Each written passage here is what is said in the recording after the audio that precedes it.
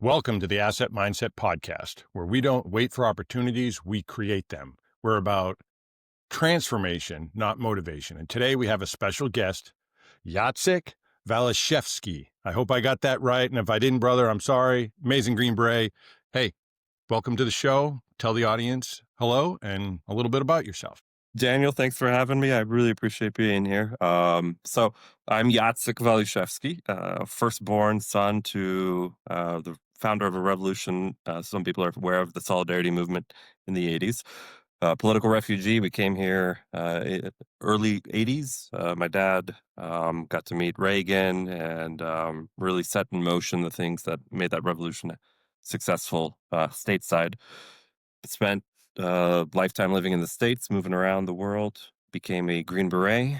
Now I'm retiring out.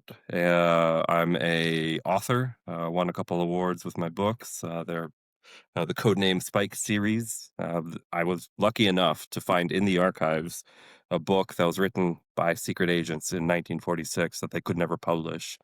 Went out, found the families, and then they asked me, and I asked them if I could do the honor of publishing their 80-year-old manuscript. So that has opened phenomenal doors. Love that.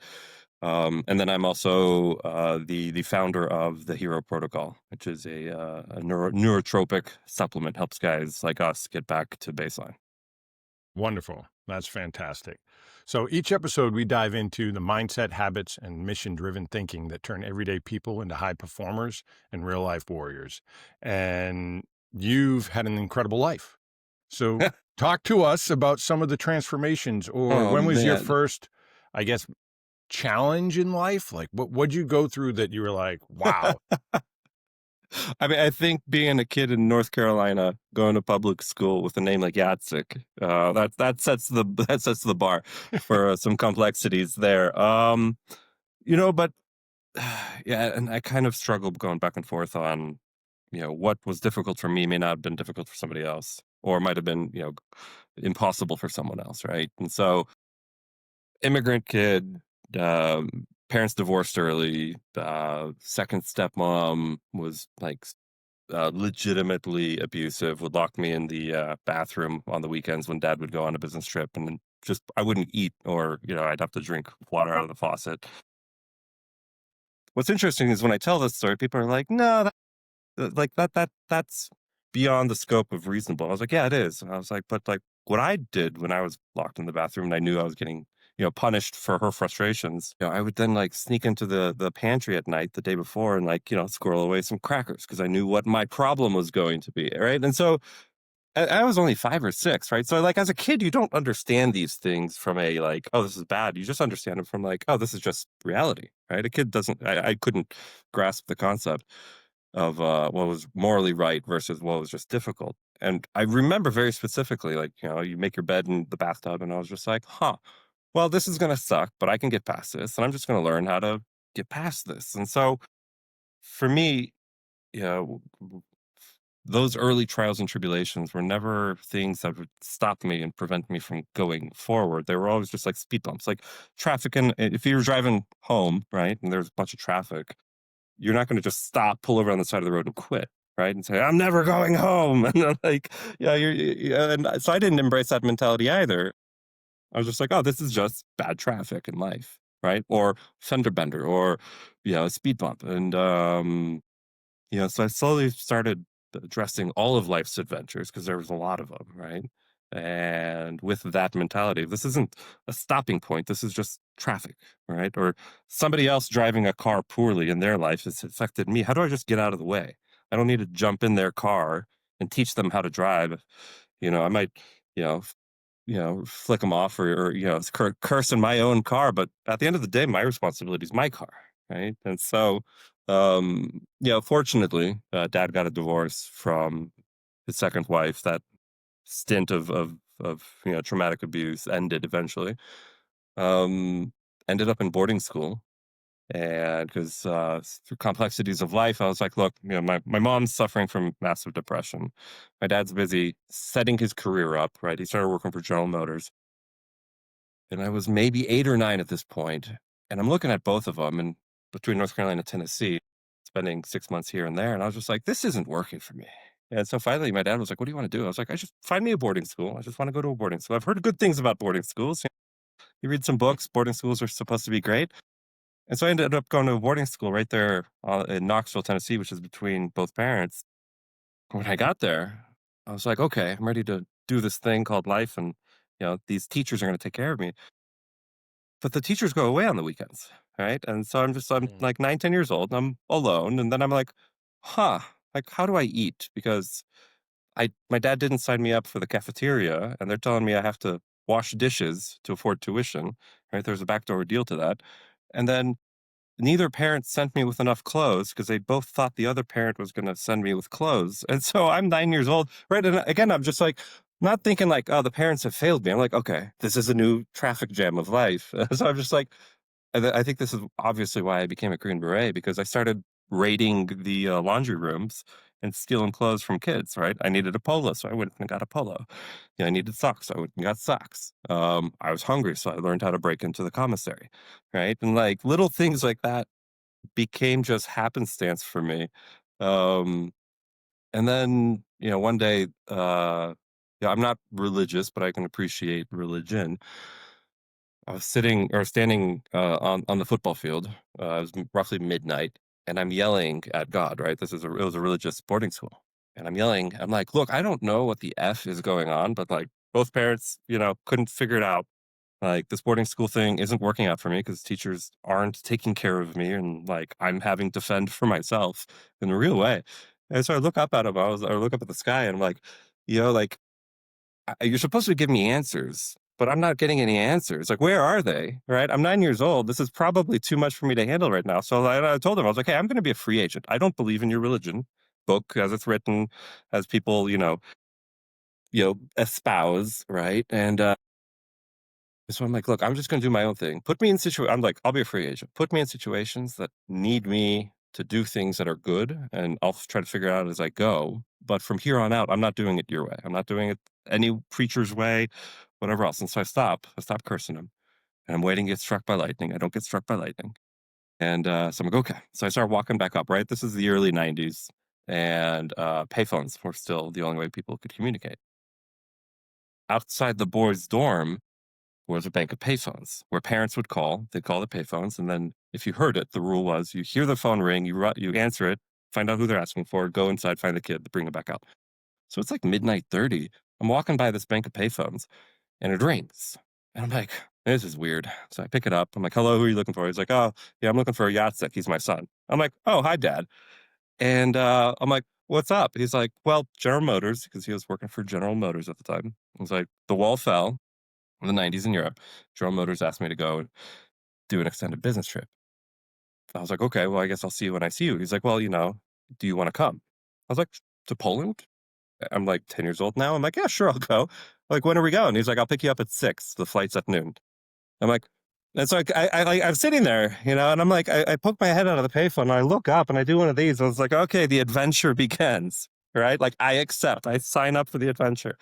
And 2, 3 days later, we're in Warsaw, Poland. The wall had just fallen. Everything's stark commie gray. I'm Polish, right? Because I was born in Poland, but I'd left for 10 years. So I came back. So I'm neither Polish anymore, but I'm, very American. And I'm like, I don't know what I signed up for, but this is going to be awesome.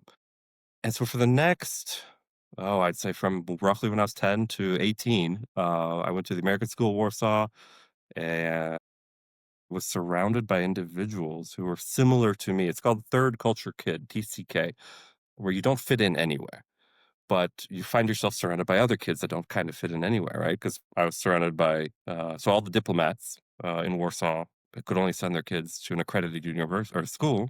They sent them to the American School of Warsaw. So like my friends were the ambassador's kid to like Venezuela, Colombia, like England, everywhere else, right? And I was just hanging out with these kids, and their parents were like, no crap, like real politicals. And then all the business people sent their kids too, right? So we'd go on a field trip or go into town, and they'd be like, "Oh yeah, my dad's building that skyscraper," right? And then all the criminal activity sent their kids there too, right? Like one of my buddies was a kid at like 14 years old. He'd be showing up to class in a suit, shaved head, His name literally means noodle, or his nickname was literally Noodle, and he would be sitting next to the FBI director who worked at the American embassy, his son. So the two sons would be sitting next to each other. FBI son would turn over like, "Hey, my dad's investigating your dad's assets," and then the mafia boss's son was like, "That doesn't matter. He just moved him out of country." And then we're like, "All right, let's go drinking this weekend," and then we'd all go, party that weekend, right? And so it's the '90s. I'm 14, 15 years old. There are no rules in Warsaw, and then I get to really grow up in this kind of like whatever I want to do, not maliciously, but whatever I wanted. I can, and we needed money for because we were kids and we needed money. I turned to my buddy. I was like, "Wait, your uncle owns a bar. You know the Bacardi Ice rep." I was like, "What if we get the Bacardi Ice rep to drop off a pallet of Bacardi Ice, and then we rent the bar out for I don't know whatever, and then we sell tickets to everybody in school and just throw a party." Wake up the next day, I've got like thousands of dollars in my pocket. I'm like, "Oh my God, this worked." And I'm like 14, 15, like I'm just like, "Ha, this is great," And then the rules started to change, right? In the late '90s, and you had to have an ID to go out and party in Warsaw, 18 years old. We were in like the 15, 16 range. And I was like, "These rules suck because they're really impeding my ability just to have fun." And so I'm like, "Okay, how do I make IDs for people?" And so I'm like, "Okay, I can steal school letterhead because his dad is a teacher. I can get this printer, and then I can go downtown in Warsaw and bribe the person to get IDs, and then I can just give these IDs to my friends. I'll pay for it just so that my friends can party." And like, this works for a couple months, and then I'm getting suspended, right? Wonder why? Right? There's consequences to some things in life, and but this idea of like, hey, life is just full of speed bumps, right? You don't, or traffic jams. You don't run bad drivers sometimes, great drivers sometimes, and sometimes better drivers than you. Doesn't mean you have to pull over on the side of the road and cry about it, and call an Uber or call a tow truck. But like, and so these kind of adventurisms took over my life in a very young way, real way. I mean, to the point where I was young 20s. And I checked with a lawyer. I can share this story. So young 20s, bartending in DC. My roommate at the time had just gotten out of jail for being a master counterfeiter. Obviously, I think we can predict where the story goes. He comes to me one day, a couple months later. He's like, "Hey, I'm going to be low on rent this month because, whatever." He's like, "But I got a plan." I was like, "Well, I bet you do have a plan." And so 2 months later, I'm drinking a Heineken. I'm looking on my counter or on my coffee table. And there's about $100,000 printed right there on the table, and I'm just like, "Oh, this is such a bad. This is a bad idea." Like, this was fun designing it and cracking the code, but like, this is where it's officially the bad idea stage. And so I turn on the grill and I just sit there all night, just burning money, and I burn it up. He comes back, throws a hissy fit, and like leaves, and that's the end of that roommate ship. But I didn't go to jail, right? Fortunately, I did find out the FBI or Secret Service did send a honeypot because I was a bartender. A girl would come in, too cute, way out of my league, was really interested in me. And by the second or third date, she was like, "Let's go to your house or my apartment." I'm like, "No," because I'm thinking, I was like, there's a printing press going on. Finally, I turned to my roommate. I was like, "Hey, what would happen if someone found out we were doing this?" He's like, "Oh, well, they would likely send, some way to figure it out." I was like, "Oh, I think that's happening." Right? And, so finally, she came over to the house, and within 5 minutes, she'd gone through every door. She's like, "What's in this door?" I was like, "That's the pantry." "What's down here?" I was like, "Well, that's where we keep the pots and pans." "What's in here?" I was like, "That's the guest bathroom." And, so, like, all those things compounding, like, I've been lucky enough, uh, to always take it to the limit and then have that moment of, like, light bulb, like, "Okay, the adventure's over. Time to be an adult again," right? Like, it's, like, sort of like driving going back to the driving analogy, driving too fast and realizing, well, I could actually get a really big speeding ticket right about now, and then taking it back down, right? And so early teens to the 20s, it's kind of what, in an ideal world, that's kind of what life is supposed to be like, right? Like, as long as no one gets hurt, have as much fun as you can. Um, and then I joined special forces, and then the army paid me to do it professionally. So, So, wow. That's all yeah, I got to say right there. Talking about learning left and right limits in oh your my God. life or pushing the envelope to Mhm. survive, overcoming obstacles. What what a crazy story, and I'm sure there's so many more. But I wanna dive into when did you okay, you talked about the bathroom incident being locked in. When did you realize that most of the stuff going on in your life was, "All right, I can't control it, but I'm gonna take as much control as I can." Was it that young age? I mean, that's a good question. I would have to say, yeah, because you're like, if I don't smuggle away and hide food somewhere in the bathroom pantry, then I'm not going to eat for the next 48 hours. Right. And this isn't to say like I took it, sitting down, like, I did go to the teachers and be like, hey, like my stepmom's abusing me. Right. Like, I don't think, I'm young, but I don't think I should not be eating over the weekend. And the teachers were like, we don't know what to do with this information. And they're like, we just won't talk about it. And you're like, and that's kind of where the idea of like other people are going to fail me if I don't take care of myself, right? Because I was a kid, right? You do what you're told to do. Talk to the person, talk to somebody else, ask for help.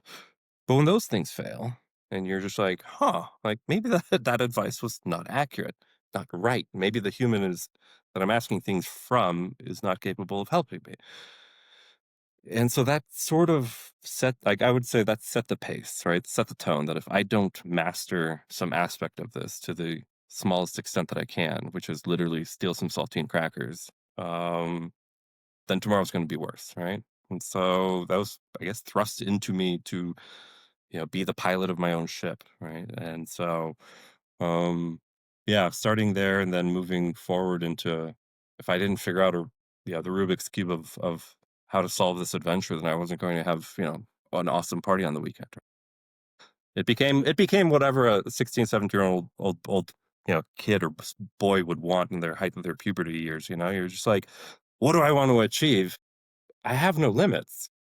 I'm just going to figure out how I want to achieve this. So I got really lucky in those regards, and then you're talking about left and right limits. Literally, my dad could bail me out of jail, and then all the way over here is, as long as I don't cause an international incident, I'm okay. Yeah. So, Wow, yeah. amazing, and just like anything in life, there's pros and cons, like, that's a horrible thing to go through as a kid. But look at the lessons learned. And that's one of the things I want people to realize. When you're going through a bad thing, it's not Mhm. all bad. There's pros Right. and cons to everything.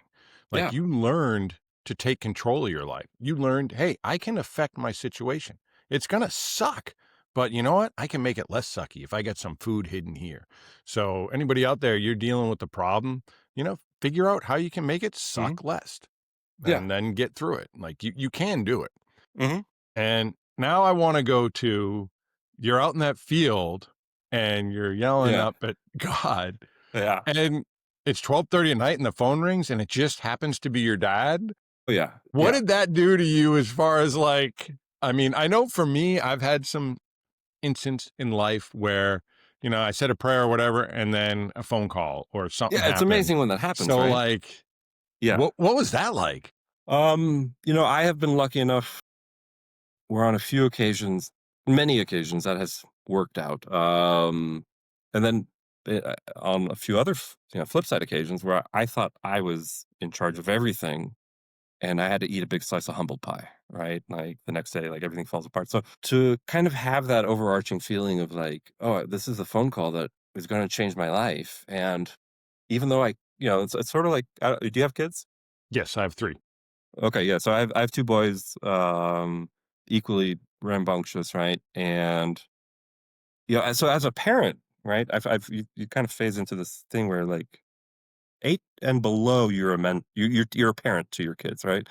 Once they start hitting 10 and above, and they're going through puberty and whatnot, and they start thinking for themselves, you're not really a parent. You're more of a mentor, right?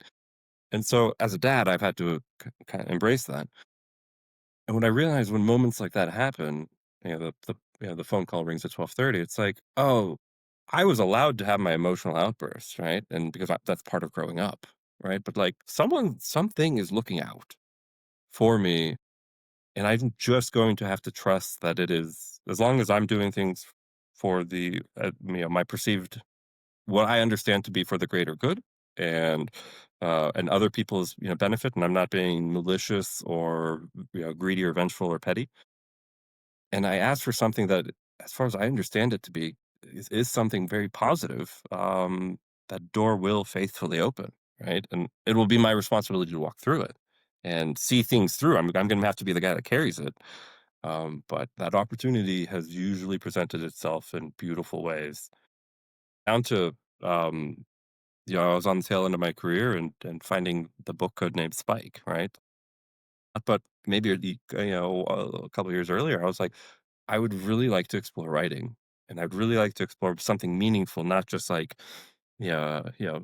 pop culture type writing, but like something meaningful. And I just waited for it, and I found the memoir in the National Archive, and it had been sitting there, and I picked it up, and I could just feel it shimmering. It was a huge, thick, leather bound book, big brass tabs holding it together. The pages were onion skin, so it's like this really thin wafer, uh, and opening pages. This is the true account of special operators in World War II, as told to him, and written by members from the OSS. And you're like, I'm holding it. I'm like, what is this? And I turned to the curator. He's like, oh, that's some guy's diary. I was like, this is not some guy's diary. I was like, this, I'm thinking like OSS was in the 40s and they weren't all, OSS wasn't allowed to write anything until the 80s. I was like, holy crap. And so I started reading it. And 4 hours later, the curator's like, hey, it's closing time. I'm like, no, I'm only on page 100. It's not closing time.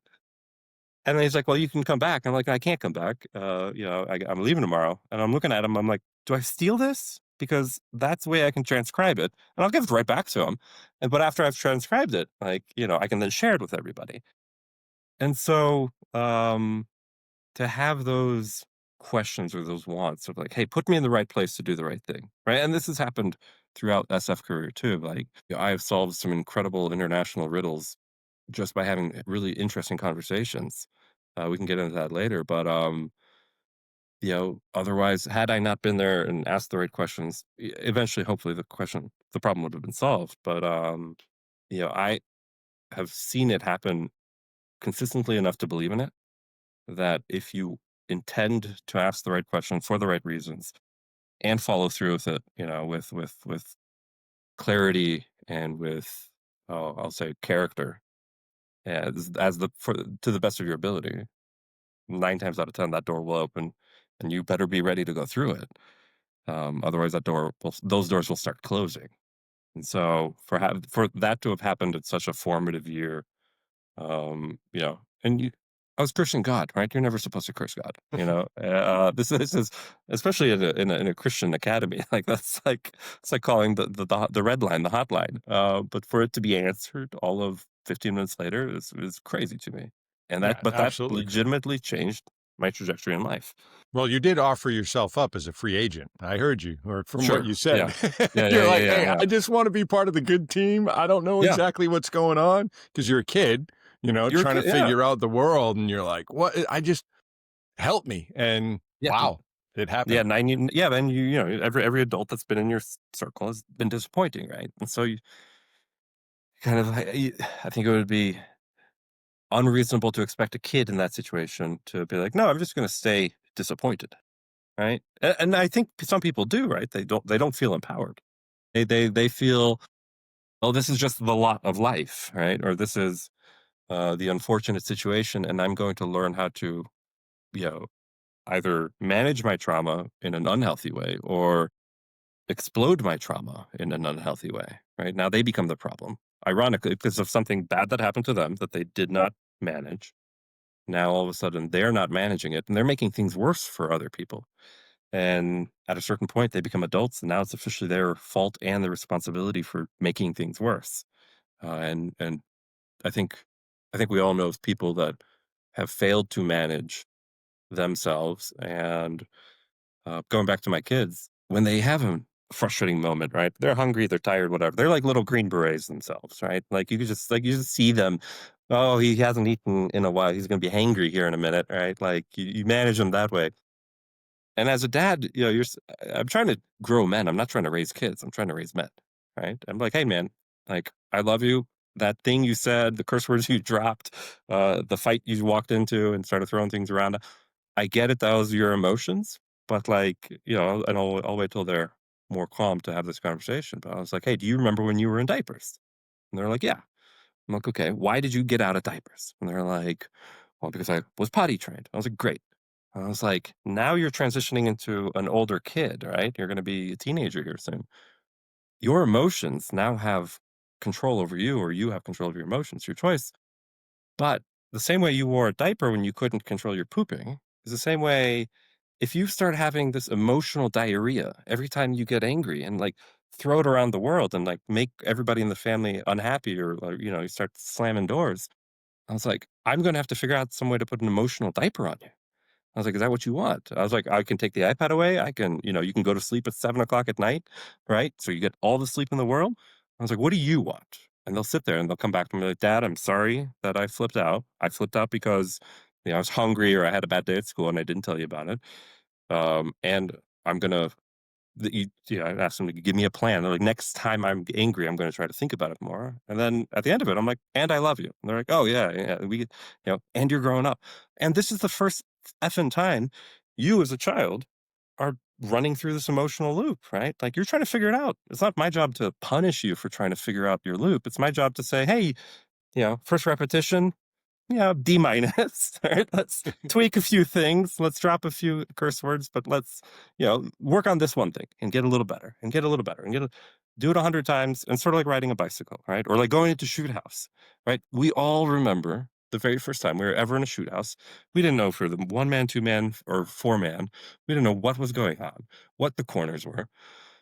And but after a certain point in life and or shooting in a shoot house and going in life, it's like you're going to figure it out, and then nothing it doesn't really make it it's hard to kind of figure out where you are on that scale until a new guy shows up and doesn't know how to be the, number 1 man or anything, and you're like, "No, do this, do this, do this," and then you have to pause and you're like, "Oh, they've never done this before the same way a year ago I've never done that before." And so taking those lessons and kind of distilling them down and giving it to my kids and be like, "Hey, like, do as many repetitions as you need. Let's just make sure the next one's better," has really kind of also helped me reflect on the journeys that I've had. Because asking myself to do those things that I had to go, or rather, if I had to ask my kids, like, "Hey, I want you to spend the weekend in the bathroom. I'm not going to feed or water you. So good luck. What would you do?" And they'd be like, "What are you doing? Yeah, why would you even consider this?" And like, just to even consider that makes me kind of sick to my stomach. But, like, to know that I went through those things and be like, "Oh, but how did I get through those things?" It's like, because I refused to quit, and I refused to pull over on the side of the road and, call an Uber and say, "Hey," like, or, "I got a flat tire. I don't know how to change a flat tire." Like, "Well, then go learn how to change a flat tire," right? This is your life you're driving, right? Why wouldn't you learn how to drive a flat or, change a flat tire? But then to see adults, just and for reference, just because people are in their 30s and 40s legally as adults doesn't make them emotional adults, right? Um, and so it's this kind of really interesting dichotomy where sometimes the things that come out of my kid's mouth, my 10-year-old was having a disagreement with the teacher, and the teacher was like, "Well, I'm very disappointed that like you didn't do this assignment." And then she's like, "That really hurts me." And my 10-year-old looks at her. He's like, "Respectfully, ma'am, your emotions are not my responsibility." And I looked and he told me this, and the teacher told me this. I was like, "Oh my God, like, holy crap, my 10-year-old just like out adulted a teacher."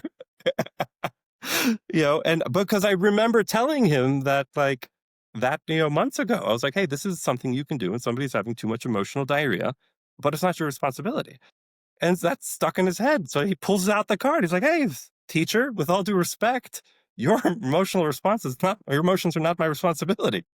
So, and I'm just like, "Oh my God, who am I creating?" I'm like, I'm literally creating adults, but they're 10. They're in little human body forms. And so, And some but adults won't be able to handle a yeah, 10-year-old right. adult maturity.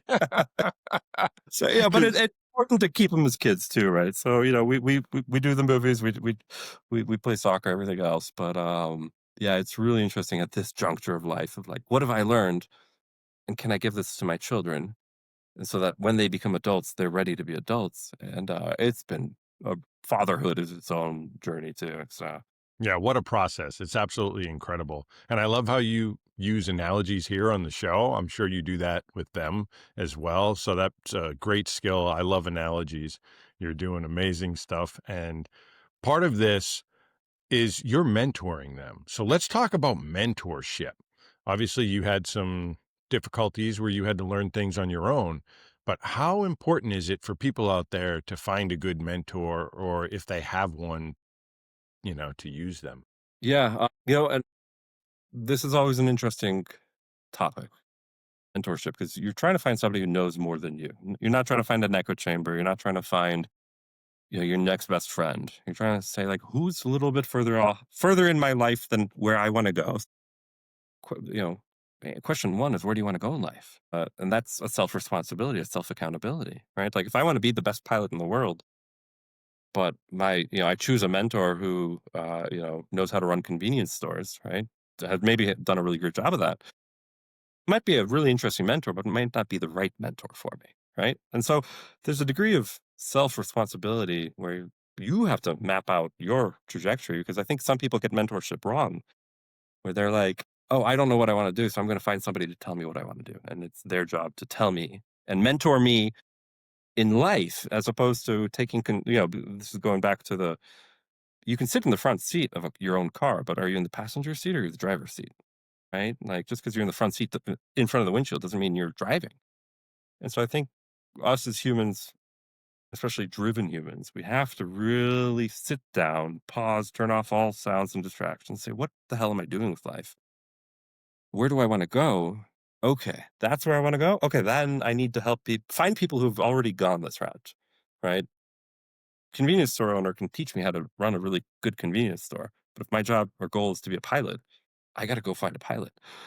He might be really old, or yeah, because young pilots are generally not experienced. So right, so then you have to start kind of distilling that down to what you want to do with your own self. So you own that responsibility, and I think we really have to clarify that. Like, if you're looking for a mentor, find one who's doing or has done the one you want, the things you want. So that has always been a challenge for me, because up until my 20s, I didn't know what the hell I wanted to do. I just knew I wanted an adventure, right? And so, because I joined SF, Special Forces, when I was about 25, 24, 25. So I joined late, but I'd already been a bartender. I'd already owned two companies, and owned two companies, small little companies.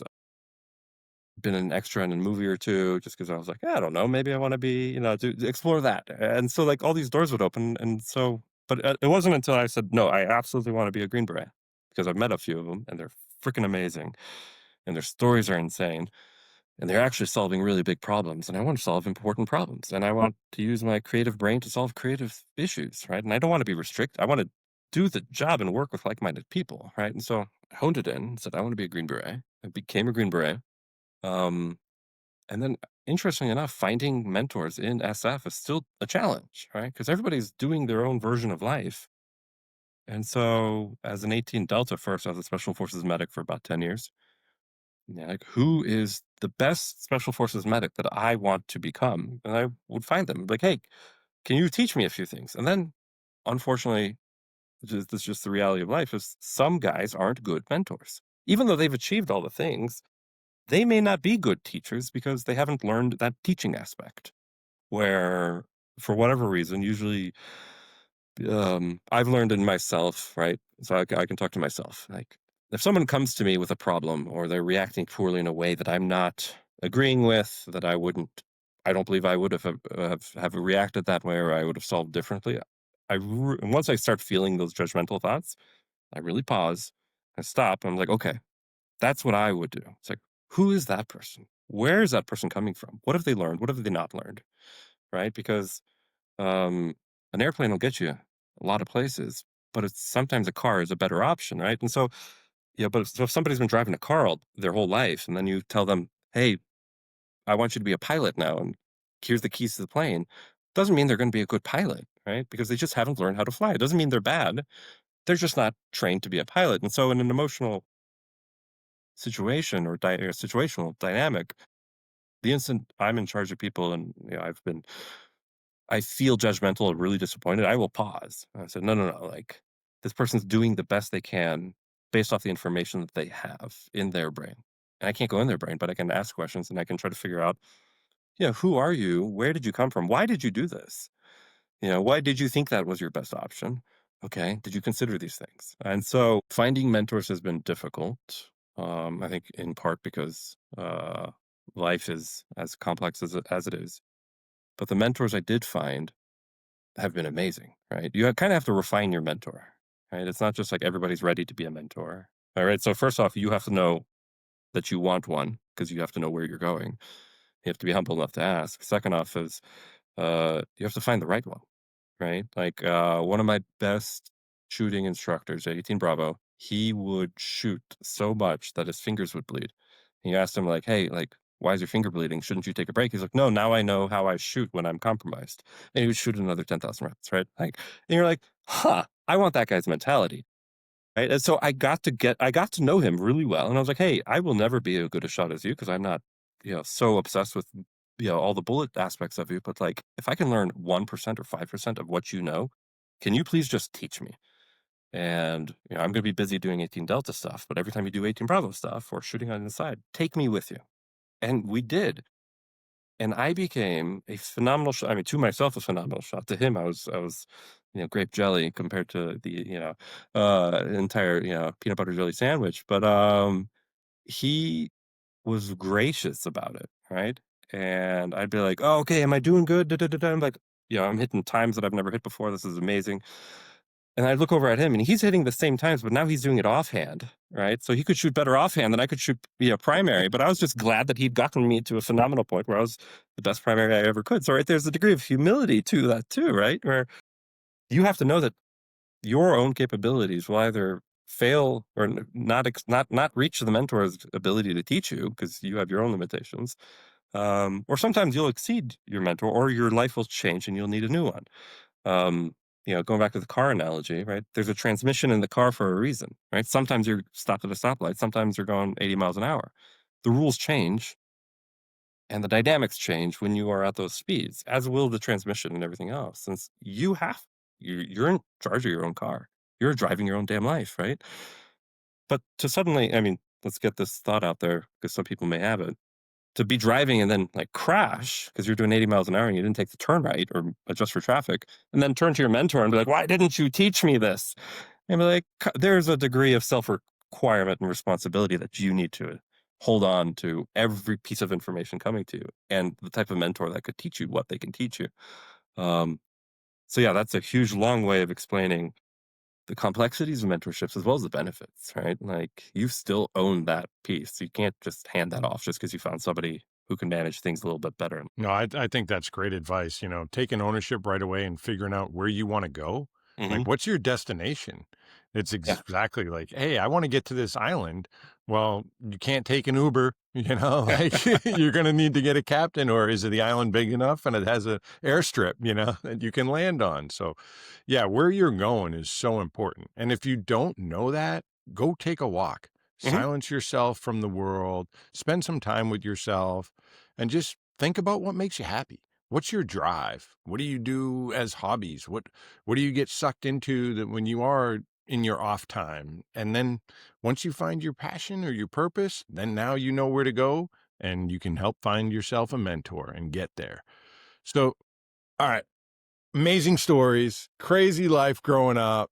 You met some Green Berets and Yeah. you're like, "Hey, I kind of want to be one of these guys." Tell Yeah. us about that. How'd that go and that transition in life? So it starts with the very first Green Beret I ever met, his name was Danny. Met him in college. I was 3 years in. I did a year of engineering, 2 years of business. I just hated college in general, right? Because it just wasn't teaching me what I needed to know. And at the time, I just wanted adventure. So I was the wrong fit for college. But then this guy's coming in. He's old. He's like 10 years older than everybody. He's got long flowing black hair. And my buddy Christian sitting next to me, he's like, we like talk to this guy. We're like, "Who are you? What are you doing?" He's a Green Beret, just got shot up, done with active service. Now he's going, to college. And we just and I'm sure you've met these people where you walk into a room and you just resonate at the same vibration.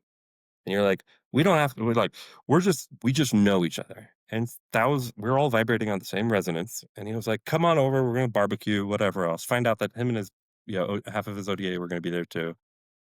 And they just start telling a story. And Danny's first story to me was they were in Afghanistan Afghanistan, trying to convince the Northern Alliance to work for him. One of the warlords was like, "No, I'm not going to lend you my 1,000 dudes." And Danny's team was like, "Okay, we understand." They're like, "But we heard that your son needs to go to the next village. Can we escort him and for his protection?" They're like, "Yeah." Or the warlord's like, "Yeah." So they escort the son. Halfway through, there's an ambush. The son gets shot in the leg. Chinook or Blackhawk comes in. They load him up, take him to a hospital. They run back, get the warlord. Hey, son's been shot. Don't worry, we got him in the best hospital in Afghanistan. Come on, let's go. They jump in. They fly the warlord over there. Warlord walks in. Son's all bandaged up already. He's eating ice cream. He's got cute nurses all around him. The warlord's like, "Oh, of course I'm going to let you, have my guys. You just saved my son." Right? And then Danny starts laughing. We're like, "What?" He's like, "No one told the warlord that I was 100 meters behind him with a 22 rifle and I shot the son in the ass and got the whole thing in motion." So I'm like, I'm sitting there, I'm an impressionable young college kid. I was like, "Oh my God, that's the job I want. You get paid to do this? Like, what are you doing?" Like, I'm like mid beer. I'm like, "Oh my God." And he's like, "Yeah, you just be a Green Beret." I'm like, "Oh my God, I need to be a Green." So, I had a girlfriend at the time who was like, "Well, if you become a Green Beret, we can't be together." I'm like, "Oh, love, I love story and don't ever chase love." But my point being that ending a couple years later, a guy comes in after hours. He's like, "I want a steak, I want a bottle of wine." I'm like, "Okay, well, restaurant's closed and here's my favorite bottle of wine." He's like, "Give me that steak." I'm like, "Yeah." So I call the manager at I think it was Ruth's Chris next door. Like, "Hey, I know it's late. Do you guys have a steak?" And she's like, "Yeah, bring us one over." I pay for it, $100. And the guy eats it. He's like, "That's amazing. That's great. What are you doing? Where are you going?" He's like, "Well, I'm going to Afghanistan and I'll just see you later." I'm like, "Okay, cool. See you later. Whatever. Doing my thing for the troops type thing." 6 months later, some dude shows up at my bar. He's got this big beard. He's as dark as the wood on your back shelf. He's got sand coming out of the wrinkles on his face. And I'm like, "Oh crap," because this is a nice bar in DC, right? He comes in, like, "Sir, can I help you?" He's like, "I want that same damn steak and the same bottle of wine you got me 6 months ago." I was like, "Oh, it's you." Turns out he was a Green Beret. And so we start talking. I'm like, "Your timing's pretty good because, like, next week I'm looking for a career change, right? I'm done being a bartender. You can't be a bartender for too long without being a vampire and, like, committing to that lifestyle." And I was like, "This isn't a lifestyle I want to be in, but I'll do it." And I'm glad I did it. And he's like, "Go to the recruiter, ask him for an 18 X-ray contract, and good luck from there." And I'm like, "Okay, cool." I was like, "You want me to tell you how it goes?" He's like, "No, I don't ever want to talk to you again." I'm like, "What do you mean?" And he's like, "I've told many people to go get an 18 X-ray contract and they've all failed." I'm like, "I appreciate that." And so I go to the recruiter and I'm like, "Hey, I want an 18 X-ray contract." The recruiter shakes his head. I'm like, "Why are you shaking your head?" And he's like, "Because I've sent 7 people and none have made it." And I was like, "Okay, send me. I'll be your eighth. I'll make it. All right. We'll fix those statistics for you." 3 years later, putting on my Green Beret, I'm an 18 Delta and I'm bright eyed, bushy tailed. I was like, "Oh my God." And then I wrote a letter to the recruiter, to the recruiter's office. I put the recruiter's name on there. I was like, "I don't know if he's still there, but I want you guys to know that, I made it. I was his eighth." And, and so that opened the door. But what's interesting in the decision making process, right? Because people get hung up on trying to find all the answers all the time. But like I went in as an 18 Delta, I could do maybe 40, or I went in to the Army. All right, infantry, airborne, then special forces. Yeah, I could only do like 30 push-ups. I could run a really bad 2 mile. Yeah, I could do barely, normal, whatever a bartender can do for sit-ups, right? But by the end of it, I was crushing it. I was maxing out the PT test. But the point of it is like I've mentored guys on. "Yeah, I want to be an 18. I want to be in special forces." They'll call me or they'll email me. I was like, "Great, get the recruiter, do this workout regime, and just go." And they're like, "Okay." And then I'll check in on them like 2, 3 months later. I was like, "What's going on?" They're like, "Oh, life got in the way and da da da." And you're just like, "Okay, so you were never serious about it, right? You thought you were serious about it, and maybe good for them. They learned that they weren't serious about it." But so it's really easy to be excited about something. It's really hard to just say, "No, I'm going to do it. I'm not going to figure out everything right now. I'm just going to do it." It's like when Hannibal burned all the ships, right? It's like, this is the plan, and this is the only plan we're doing, and we're not going to get distracted by other plans, right? There's a saying, the only thing worse than a good plan is a better plan, because now you deviate. And so Yeah, it's so becoming a Green Beret was literally a, do I want it? Yes, because I want adventures like these guys. Do I want to solve big problems and important problems? Yes. How do I do that? Right? And there's a story of a teacher talking to a student, asks the student, "What do you want to be?" She's like, "I want to be an astronaut." And the teacher's like, "Oh, you got to be really good at mathematics, and science, and flying, and physically fit." And the student's like, I mean, young kid's like, "Oh, that's like only four things." Right? Like, and so, like, if you can distill it down to the fundamental things that you wanna do in life and how you wanna do it, you can go do it. You But the more you overthink, the more you're probably not ever going to do it. And so, when I chose to be a Green Beret, it was, "Oh, I really like Danny's stories. I really like this guy's stories. I'm gonna go and sign up." And speed bump was, "Oh, 7 have gone, none have made it." I was like, "Okay, why did they fail?" Because of all these reasons. Like, great. I'm going to try to make it, but I'm not going to fail at these issues. And it was hard. I mean, selection was hard. The Q course was hard. The 18 Delta course was brutal. I think out of the graduate or the 18 X-ray starting class and basic training of like 80 dudes, right? Two companies worth. I think maybe 10 of us made it, right? But we didn't quit. We didn't, every time there was a speed bump, which there were many, every time there was a flat tire in life, which were many, the faster you change that flat tire and get back on the road, is the faster you get back on the road. The faster you have to slow down for the speed bump because if you hit that thing at full speed, you're going to destroy your own car, right? You have to be cognizant enough to do that too. Because I saw a bunch of guys that were going 100 miles an hour, looking great, and didn't take the turn, right, and hit the wall.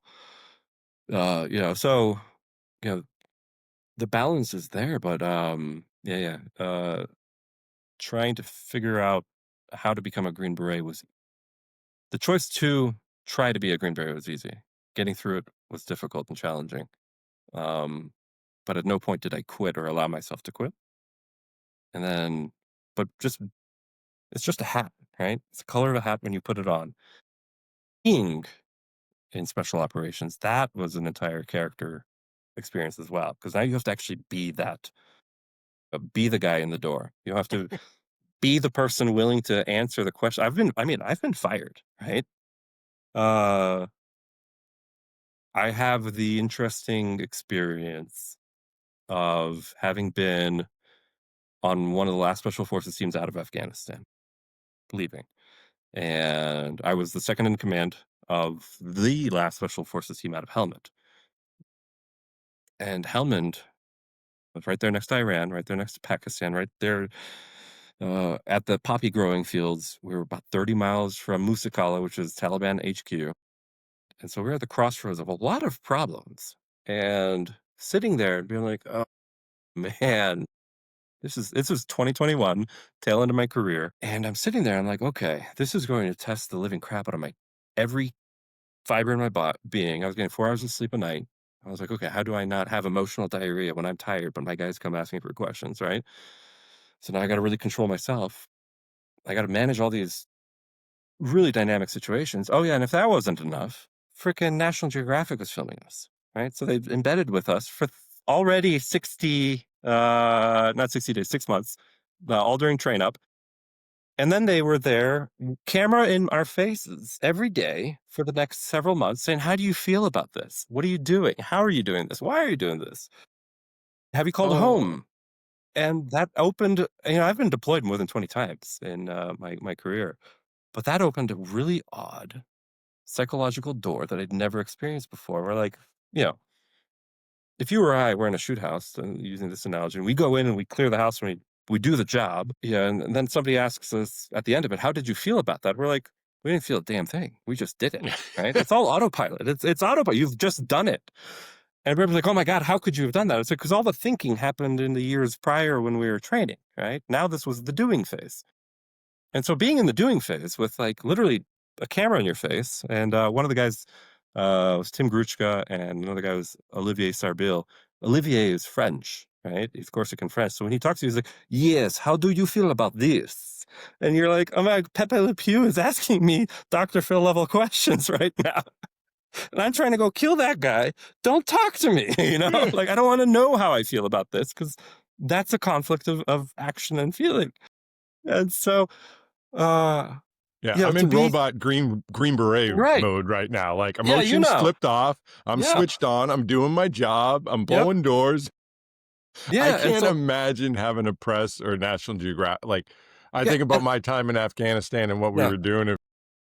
We had 2 missions we ran, and we had, a camera guy from the Army, and we were, like, a little, weirded out. Yeah, he's a great guy, don't get me wrong, he took some great pictures, but, like, I couldn't imagine a press type for Yeah. the deployment. Woo. The deployment and then the responsibility of the collapse and exit, right? So not now inadvertently we are the face of special operations as we're leaving Afghanistan.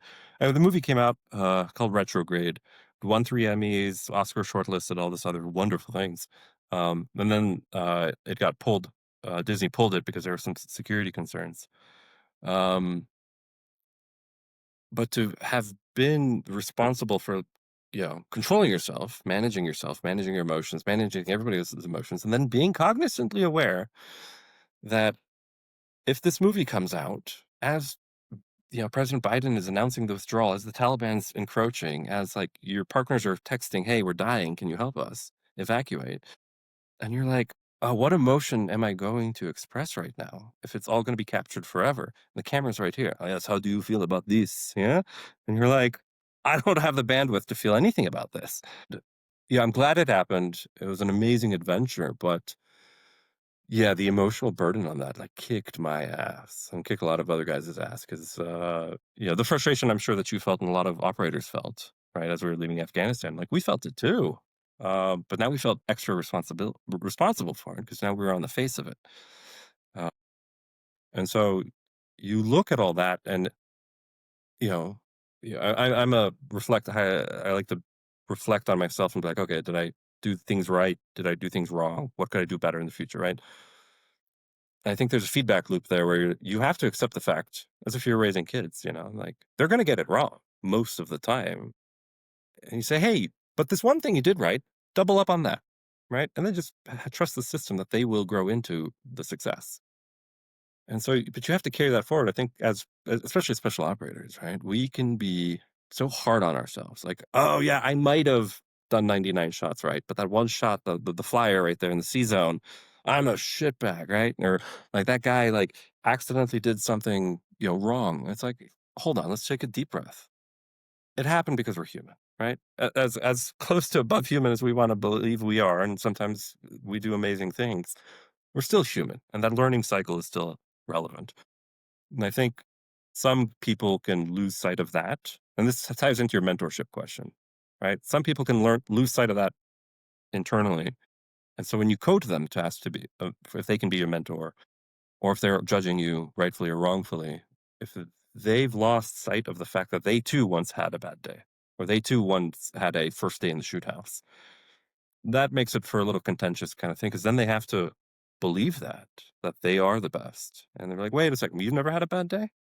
Yeah, you've never actually had to learn something and fail during the learning process to then get better? Like, so it's a complex situation. I'm glad I have my kids now because they're forcing me to be humble. Right? I'm like, okay, like I love these little children. Like they're monkeys. Sometimes they're terrorists in their own right. But I love them and I want them to be successful. So how do I celebrate their wins while I mean, like yesterday, so my older kid got a dove for his birthday, right? He's like, "Dad, I really want a dove." I'm like, "I don't know where this is coming from, but okay, we got him a dove."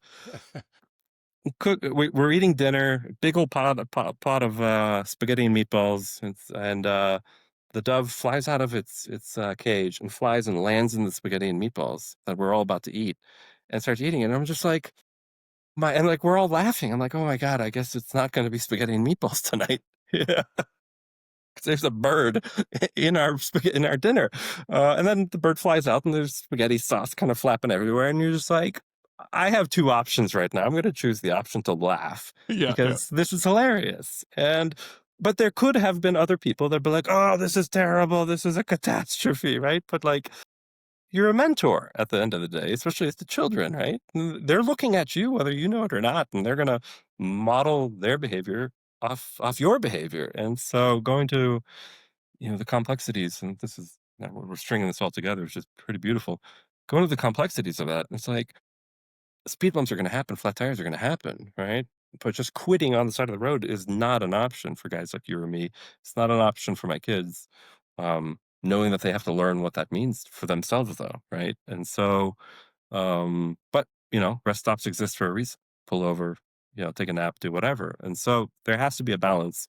If you want to make it in this life successfully, you're gonna have to learn when it's a pit stop, flat tire, speed bump, traffic, whatever. I think I think we could figure out and make an analogy off this, like, for days. Yeah. Oh, yeah, Yeah, yeah, absolutely. yeah. And when you get out to change your tire, don't start smashing the ground or punch Right. the side of your car or to Yeah. create other problems or get mad and throw something down and then Yeah, it or bounces up and and like don't hits do it you. in the middle of the road, right? Like, Yeah, pull be over. smart about it. Yeah. Yeah. Yeah, yeah, no, that's a great point too. Yeah. Like when those things happen, stop, think, Mhm, observe, and plan. That's the mhm. analogy I use. Stop. I tell guys that I use that sometimes when I'm talking to people when they're having an issue. It's like, just Yeah. stop. And they're like, okay, and what? And I'm like, no, stop, think, observe, and plan or proceed. Either way you want to do it. And boy, that can make a world of difference. Right. So, hey, I want to say congratulations on the most challenging and exciting job being a dad now. Like Green Beret stuff, teenage years come and being a dad. Woo! Yeah, The I'm ready best for and it. worst job. Yeah. Yeah, yeah, No, yeah. I love it. Being a dad is amazing. I'm sure you're seeing, and I can tell you're doing a great job of it because you're 10-year-old schooling adults. Oh, man, Oh they man, yeah, it's so the much fun when they do that. I got to do something like that with my son one time for one of his teachers, and this is one of his favorite stories, absolute favorite stories that he loves to share. He had this teacher that was a math teacher, and he was struggling and he was failing. And, so there's parent teacher conference. I go in, and the teacher's explaining how he's failing. But don't feel bad. Half the class is right where your son is and struggling. And I'm like, half is 50%, right? He's like, yeah. I'm like, okay. So my son got a 50% on a test. You'd say he's failing. So you as the teacher have 50% of the class doesn't understand. So that means you're failing. And my son was like, yeah. and that teacher, let's say they weren't very happy and whatnot, but yeah, you gotta lead by example, show them the way, don't get mad, just Uh, talk to You c them, you share. can allow yourself to be mad, right? But don't, like, extrapolate that madness, Yes, that's a right? great point. Great Yeah, point. Yes, 'cause you're gonna be yeah, mad. You're gonna have yeah, anger in life, but yeah, don't yeah. let it control you. Mhm, Use it, yeah. funnel it, let it feed you in a positive way if you want to make a change because something made you mad. Absolutely. But man, this is so much fun. I can't get over we've already got an hour. So, Yeah, yeah, this is good. this is and your stories are great. I feel like we need to do Well, maybe another episode. I'm an author now, so, like, I'm like, all stories, it's great. Yeah, yeah, I love it. So, for the audience, the Asset Yes. Mindset audience, please give them some nuggets of knowledge. What would you like to have them walk away with? I mean, obviously, you shared a lot, but what do you want to drive home at the end? I mean, I'd say going to the core idea that we were talking about, like, you're the driver in your own car of life, right? Anything you're gonna experience while driving to work or home or etcetera, um, are things you're reasonably experienced in life. But at the same time, I think you need to offer yourself grace because if I gave my car keys to my kids, said, "Hey, go pick me up a carton of milk, right, at the store down the street. Here's the car." It's like they're gonna freak out, they're gonna fail in the whole process. They're probably not even gonna make it out of the garage, right? So, like, if you find yourself, like, very well experienced and somebody is coming up behind you asking for help or struggling, be patient enough to say, "Hey, like, I've been in your situation before. Can I help? May I offer some advice?" And then do it in a not not a not an arrogant way, not a way that makes you haughty, but just be like, "Hey, I've been there before. Can I just give you one nugget of advice?" And, I mean, if we all did that, like, I think the collaboration in life would increase, frustrations would decrease, like, dramatically across the board. So and people would find themselves in a much calmer place, being like, "Yeah, like, you're right. I've been there. I did a lot of things right. Maybe did I do one or two things wrong? Yeah, but I can improve that next go around." So, just work together. Like, yeah. I Good wish I had stuff. something more succinct, but like, tagline. You've shared But so yeah, much. yeah. You're just ability to demonstrate how to overcome things and to be assertive, adapt, Hmm. transform, your life or transform to the situation, your analogies with the car, using the transmission. And while we're talking about cars, I'm going to throw in again, don't get stuck looking in the rearview mirror. Yeah, You're don't going to drive backwards. crash. Yeah. Yes, you need to look what's going now. You can reference your past briefly, like you do when you glance up at that mirror and to see, okay, but you need to be looking at the windshield or out Hmm. that direction. Where are you going? Where do you want to go in life? So, everybody, thank you for being a part of this episode. And I am just so glad to have guests like you. Man, brother, you are just an amazing human being. I love what you're doing. If there's anything I can never do to support anything you got going on, be honored. And of course, everybody, please pause, like, and subscribe because it costs you nothing and it really helps get amazing stories and amazing guests out there for other people to learn about life. Because that's what we're here to do, make the world a better place. And I want to say thank you to everyone. Thank you, Jacek. And of course, please do not forget, everyone out there, own your power.